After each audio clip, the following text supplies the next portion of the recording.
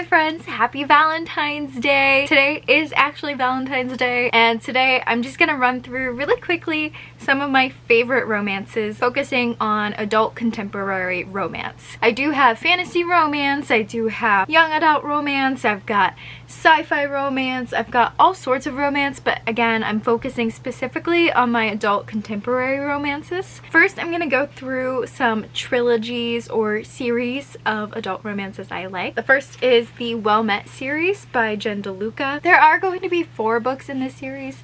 There are only 3 released so far. I forget what the last one's gonna be called, but it's focused on the cousin of the main guy in Well Played, which is the second book. This is a Renaissance Fair focused series, so each of these center around the Renaissance Fair. Mostly Well Met is where the Renaissance Fair comes into play. However, it is mentioned pretty heavily in Well Played and briefly in Well Matched. So Well Met, we're following Emily, who is an aunt, and her niece wants to join the Renaissance Fair, but her niece's mom, aka her sister, is like not into it. So Emily joins so that her niece can join, because you have to have a chaperone.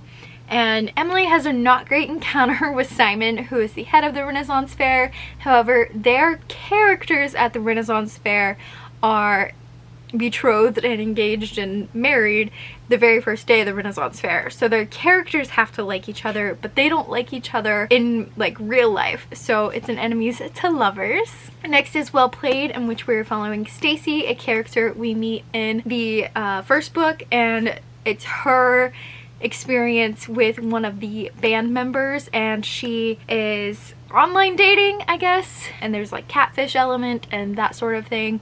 So it's friends to lovers or strangers to lovers, I guess. And finally is Well Matched, which is following April, which is the sister to Emily, and Mitch, which is like the hunk of the Renaissance Fair, and it is a fake dating trope. So I really loved these 3. Lots of fun, and I can't wait for the 4th book to come out. Next is another not fully released series. I only have books 1 and 2. Book 3 is coming out this year. In this, we're following 3 girls who discover that they have been cheated on by the same man. So we are following each of their stories respectively. The first one is the Boyfriend Project, in which we are following Samaya, who is like CEO-ish level, or like higher, not CEO, but like a higher level manager of a corporation. And it's an office romance. And then we're also following the Dating Playbook, which is a sports-centered romance, and Taylor is a fitness trainer, and she is dating a NFL, I think, retired star, but he wants to get back into the game. He had a sports injury and now wants to get back in. But they're posing as like a couple because he doesn't want people to get their hopes up and think that he's coming back until he's fully ready. But she is training him to get back into the game. But again, it's a fake dating situation. So it's so much fun. I love these so much, and I cannot wait for book 3, in which we are following the character named London, and I think it's like it might be fake dating. She's a nurse, I do remember that. Or some sort of medical. She might be a doctor.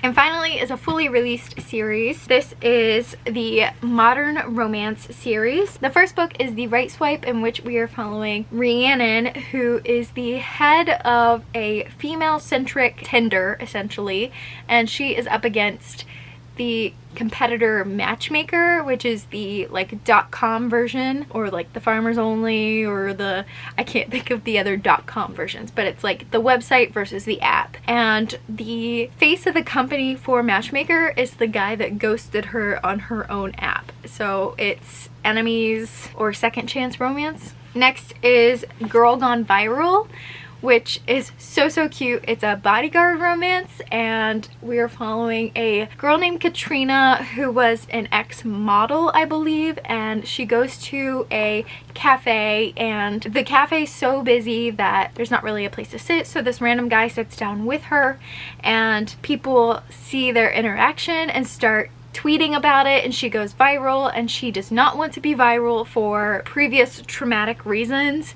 So she escapes with her bodyguard. Yeah, it's so cute. And then the final one is First Comes Like, and this is, if I remember correctly, dating? No, I think it's a catfish situation. So our main character is a beauty vlogger and gets catfished and is told that she is dating or like online talking to this Bollywood star, but it ends up not being actually him. So the actual Bollywood star finds out and feels bad, so they meet and have discussions and that sort of thing. And yeah, I loved this one so much. I loved all three of them, honestly. They were so good.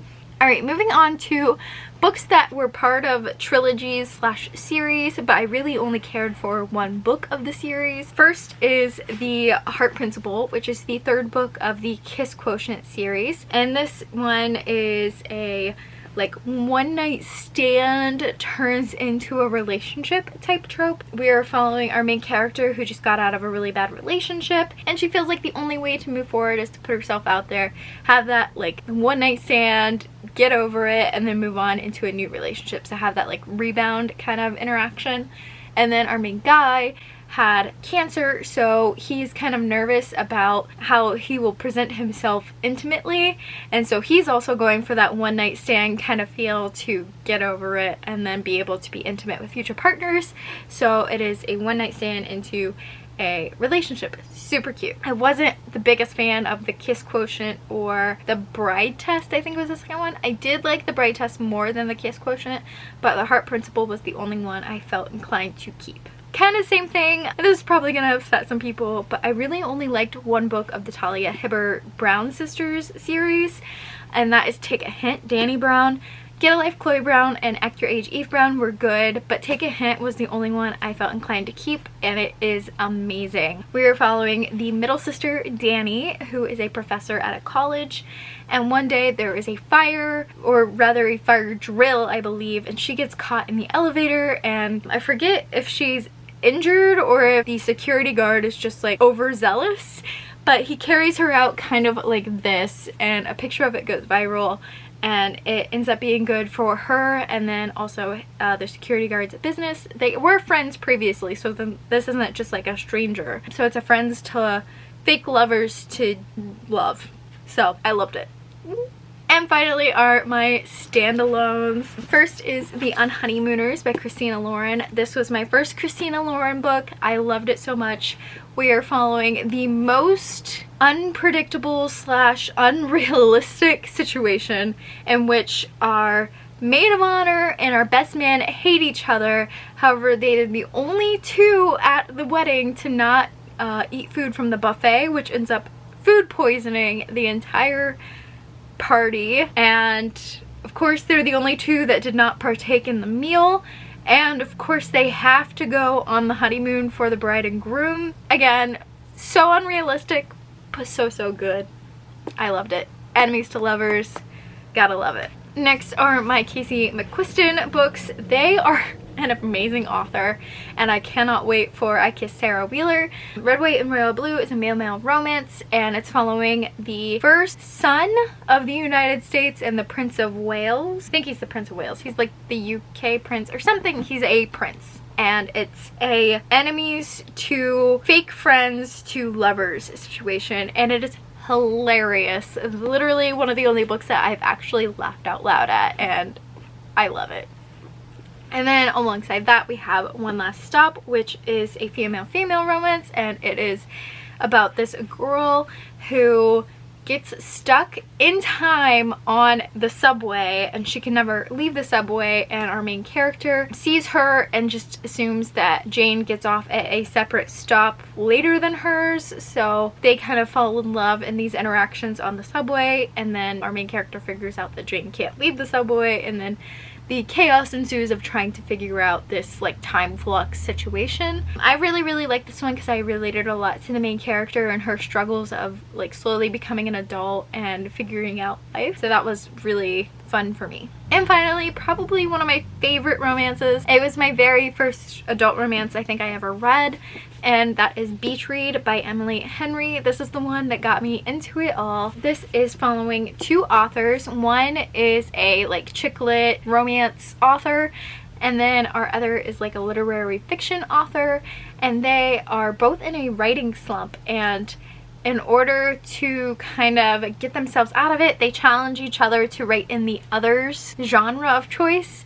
And are like, along the way, they like, the guy will take her on interviews to learn more about the literary fiction side of things, and then she takes him on fake dates to learn more about the romance side of things, and of course love ensues. It's so good, but it is also very, very heavy, I guess you could say. Like, it talks a lot about grief and like very intense topics as well, so be aware of that. But I really loved this one a lot, and it's probably my favorite just because it started it all. So those are some of my favorite romances. Let me know your favorite romances down in the comment section, and I will see you in my next one. Happy Valentine's Day. Bye everyone.